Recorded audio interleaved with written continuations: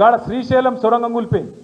ఏది రేవంత్ రెడ్డి అధికారంలోకి వచ్చినాక 15 నెలలకు ఆలోచన లేకుండా అర్థం పర్థం ఆగమాగం చాలు చేసిండ్రు. ఆడ నీళ్ళు వచ్చి మొత్తం గందరగోళం ఉండి బురద ఉండి చక్కగా చూసుకోకుండా ఇంజనీర్లను తెలుసుకోకుండా ఆగమాగం కమిషన్ల కోసం ఆయనతో పని చాలు చేసిండ్రు. ఏమైంది? 8 మంది వాళ్ళు ఇరుక్కపోయిండ్రు. ఒకడేమో చచ్చిపోయినట్టాడు కాంగ్రెస్ వాడు, ఆ 8 మంది చచ్చే పీకినట్టాడు. ఇంకోటేమో ఇంకా కాలే అంటాడు. రేవంత్ రెడ్డి ఇంతవరకు అటు మర్రి కూడా చూస్తలేడు. ఇంకొక మంత్రి ఏమో బీఆర్ఎస్ వాళ్ళు చేయబట్టే కూలిపోయింది అంటాడు. ఇది ఎక్కడి బాధ? 15 నెలల తర్వాత ఇవాళ అక్కడ సొరంగం కూలిపోతే బీఆర్ఎస్ వల్ల కూలిపోయిందంటే ఇది ఎక్కడ అన్యాయము? ఇక పోని కూలిపోయింది, ముఖ్యమంత్రి ఆడు చూడడు, కొంతమంది మంత్రులు పోతే మంత్రులు ఏం చేయాలి?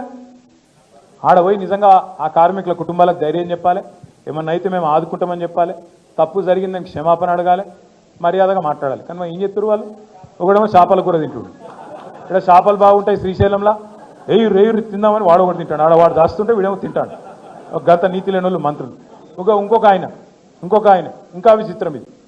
ఇడ ఏం జరగలేదు, ప్రమాదం ఏమైందంటే నీళ్లు వాటర్ కలిసిందట. నీళ్లు వాటర్ కలిసిందట నాయన.